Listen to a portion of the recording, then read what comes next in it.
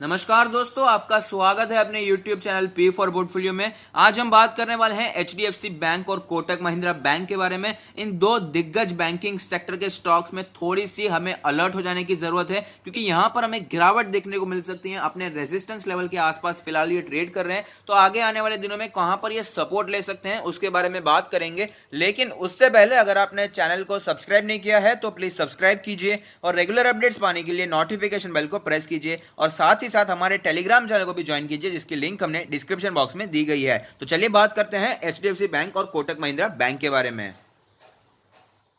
देख सकते हैं कि हम लोग चार्ट्स पर आ चुके हैं। एचडीएफसी बैंक के बारे में हम बात करेंगे। इसका लास्ट ट्रेडेड प्राइस था 1250, लेकिन उसके बाद अच्छी खासी यहाँ पर गिरावट देखने को मिली थी। मार्केट में हमें बहुत सेल ऑफ देखने को मिला था।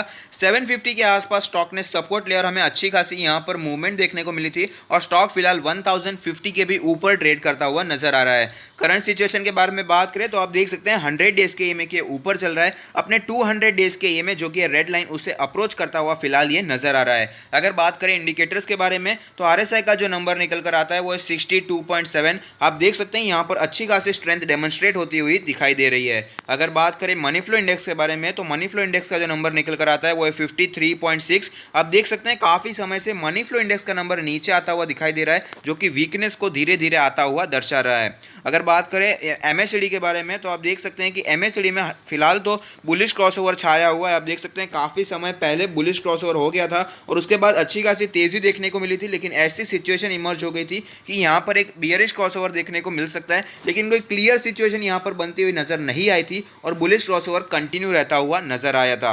अगर बात करें बॉलिंजर बैंड के बारे में तो बॉलिंजर बैंड के फिलहाल मीडियन के आसपास सपोर्ट लेने के बाद स्टॉक ने अच्छी तेजी दिखाई है और फिलहाल अपने अपर बैंड के आसपास ट्रेड करता हुआ नजर आ रहा है। अगर बात करें अपर बैंड के बारे में तो वो करंट मार्केट प्राइस के बिल्कुल आसपास है। मीडियन जो है वो 1007 का लेवल। अगर बात करें लोअर बैंड के बारे में तो है 953 का लेवल्स। पिवट पॉइंट्स के बारे में भी बात कर लेते हैं। आप देख सकते हैं कि पिवट लेवल जो कैलकुलेट होकर रहा था वो 912 का, इसको तो एक कप का ऊपर निकल चुका है। दूसरा जो रेजिस्टेंस था वो था 999 का, इसको भी इसने तोड़ दिया है। लेकिन जो दूसरा रेजिस्टेंस यहाँ पर नजर आ रहा है वो है 1046 का लेवल। मैं आपको मार्क करके दिखाना चाहूँगा। आप देख सकते हैं यहाँ पर एक छोटी सी रेड लाइन दिखाई दे रही है, वही इसका रेजिस्टेंस है। जब भी स्टॉक उसके ऊपर जाने की कोशिश करता है हमें वहाँ से अच्छी खासी गिरावट देखने को मिली है, तो ऐसा हो सकता है कि यहाँ पर भी हमें गिरावट देखने को मिले। ये लेवल इसके लिए वापस एक रेजिस्टेंस की तरह दिखाई दे सकता है। अगर नीचे के लेवल्स के बारे में बात करें तो यहां पर 865 का लेवल एज अ सपोर्ट दिखाई देता है। अगर बात करें नीचे के लेवल्स के बारे में तो 778 का भी सपोर्ट यहां पर दिखाई दे रहा है। हालांकि इतनी ज्यादा गिरावट आगे आने वाले कुछ ही दिनों में हो जाएगी, इसके चांसेस कम ही दिखाई देते हैं। चलिए अब बात कर लेते हैं इसमें पोजीशंस के बारे में। अगर आपने बहुत ही ज़्यादा ऊपर पोजीशन बना रखी है, आप अभी लॉस में चल रहे हैं, तो मेरा मानना है यहाँ पर आप होल्ड कर सकते हैं। अच्छी बैंक है, फंडामेंटली स्ट्रांग बैंक है, तो यहाँ पर रीज़न कोई दिखाई नहीं देता है कि क्यों यहाँ पर लॉस बुक करना चाहिए।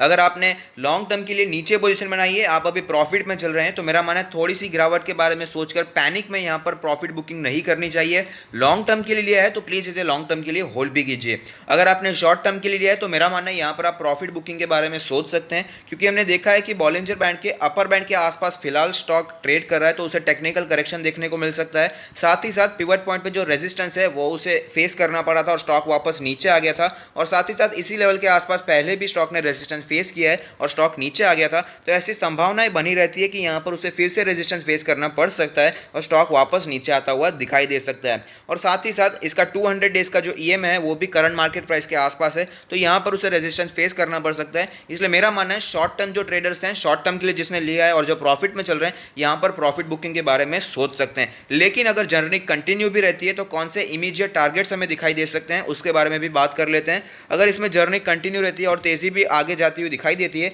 तो 1100 का जो लेवल है इसके लिए इमीडिएट टारगेट की तरह दिखाई दे सकता है, और अगर ये लेवल टूटता है तो 1130 का लेवल भी हमें दिखाई दे सकता है। अब बात कर लेते हैं फ्रेश बाय के बारे में। करंट मार्केट प्राइस में बिल्कुल भी रेकमेंड नहीं करूंगा फ्रेश बाय के लिए। मैंने 825 के आसपास इसको रेकमेंड किया था। 850 या उसके नीचे जब भी आता है तो इसमें आप पोजीशन बना सकते हैं, और आप देख सकते हैं 850 के आसपास इसमें पोजीशन बनाने के लिए अच्छा मौका दिया गया था और उसके बाद अच्छी तेजी भी देखने को मिली थी। अगर आपने वहां पर पोजीशन नहीं बनाई है तो मेरा मानना है यहाँ पर आप थोड़ा सा वेट कर सकते हैं।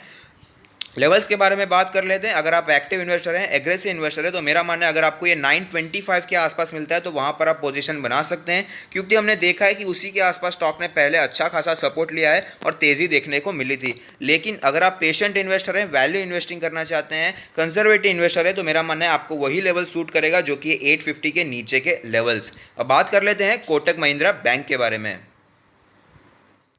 तो आप देख सकते हैं कि हम लोग कोटक महिंद्रा बैंक के चार्ट्स पर आ चुके हैं, जहां पर हमें पता चल रहा है कि मार्केट क्रैश से पहले स्टॉक 1750 के आसपास ट्रेड करता था, लेकिन उसके बाद अच्छी खासी हमें गिरावट देखने को मिली थी। 1000 के आसपास स्टॉक ने सपोर्ट लिया और आप देख सकते हैं उसके बाद अच्छी खासी हमें मूवमेंट देखने को मिली थी और फिलहाल स्टॉक 1340 के आसपास ट्रेड करता हुआ दिखाई दे रहा है।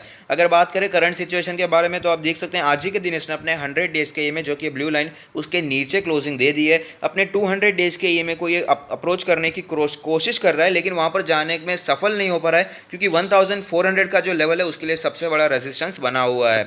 अगर बात करें इंडिकेटर्स के बारे में, तो मनी फ्लो इंडेक्स का जो नंबर है वो है 52.57। आप देख सकते हैं काफ़ी समय से मनी फ्लो इंडेक्स का नंबर नीचे आता हुआ दिखाई दे रहा है, जो कि वीकनेस को ही दर्शा रहा है। अगर बात करें आरएसआई के बारे में, तो आरएसआई का नंबर है 54.72। आप देख सकते हैं यहाँ पर कोई क्लियर इंडिकेशन दिखाई नहीं दे रहा है, हालांकि यहाँ पर भी हमें थोड़ी सी वीकनेस तो दिखाई देती ही है।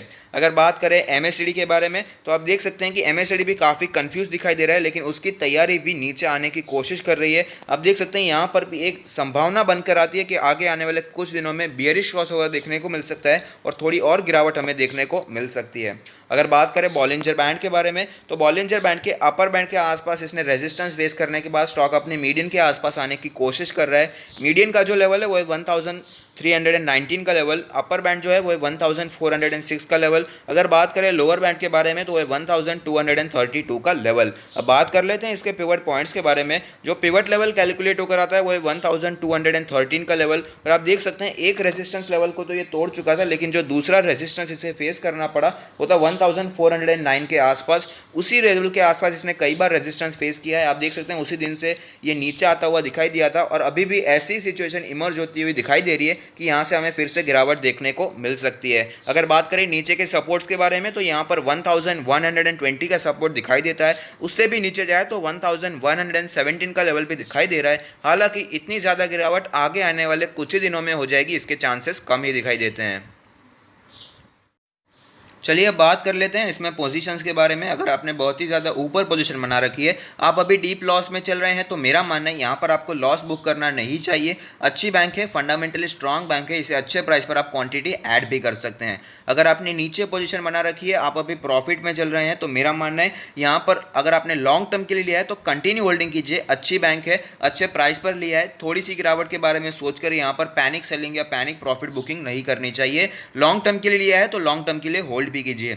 शॉर्ट टर्म के लिए लिया है तो मेरा मानना है यहाँ पर आप प्रॉफिट बुकिंग के बारे में सोच सकते हैं, क्योंकि हमने देखा 200 डेज का ईएमए भी उसी के आसपास है और जब भी स्टॉक उसे अप्रोच करने की कोशिश करता है तो उसे रेजिस्टेंस फेस करना पड़ता है। और साथ ही साथ पिवट लेवल पर एक रेजिस्टेंस नजर आता था, वो भी इसी के आसपास है। बॉलिंजर बैंड का अपर बैंड भी उसी के आसपास है और साथ ही साथ हम चार्ट्स पर देखते हैं तो उसी लेवल्स के आसपास स्टॉक को बहुत बार रेजिस्टेंस फेस करना पड़ा है, जो कि 1400 का लेवल। एक दिन स्टॉक उसके ऊपर गया भी था, लेकिन उसके बाद अच्छी खासी गिरावट ऑलरेडी देखने को मिल चुकी थी। तो इसलिए मेरा मानना है यहाँ पर प्रॉफिट बुकिंग के बारे में सोचा जा सकता है।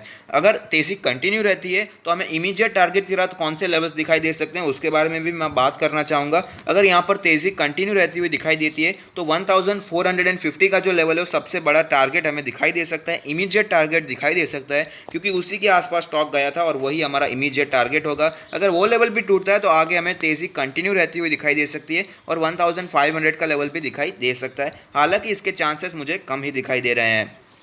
फ्रेश बाय के बारे में बात कर लेते हैं। मैंने आपको रेकमेंड किया था कि 1150 के आसपास स्टॉक आप बाय कर सकते हैं, लॉन्ग टर्म के लिए भी कर सकते हैं और शॉर्ट टर्म के लिए भी कर सकते हैं। और आप देख सकते हैं ऑलरेडी अच्छी खासी मूवमेंट हमें देखने को मिल चुकी है। तो अगर आपने वहाँ पर बाय नहीं किया है तो मेरा मानना है यहाँ पर आपको थोड़ा वेट करना चाहिए, थोड़ा सा टेक्निकल करेक्शन यहाँ पर आना बाकी है, ऐसा मेरा मानना है। तो जो एक्टिव इन्वेस्टर हैं, एग्रेसिव इन्वेस्टर हैं, उनके लिए 1250 के आसपास जो लेवल है वो काफ़ी अच्छा है। 1230 से 1250 का जो लेवल है वो अच्छा लेवल है एक्टिव इन्वेस्टर के लिए बाइंग इनिशिएट करने के लिए, क्योंकि इसी लेवल के आसपास स्टॉक ने पहले भी सपोर्ट लिया है, पिवट लेवल भी इसी लेवल के आसपास है, बॉलिंजर बैंड का लोअर बैंड भी इसी लेवल के आसपास है। तो ये लेवल एक्चुअली एग्रेसिव इन्वेस्टर के लिए काफ़ी अच्छा है। लेकिन अगर आप पेशेंट इन्वेस्टर हैं, कंजर्वेटिव इन्वेस्टर हैं, वैल्यू बाय करना चाहते हैं, तो मेरा मानना है आपको वही पुराने लेवल्स काफ़ी अच्छे हैं, जो कि 1150 के लेवल्स, क्योंकि स्टॉक ने पहले उसी लेवल्स के आसपास बहुत बार सपोर्ट लिया है। तो वैल्यू बायर्स के लिए 1100 से 1500 का लेवल काफ़ी अच्छा लेवल है बाइंग इनिशिएट करने के लिए।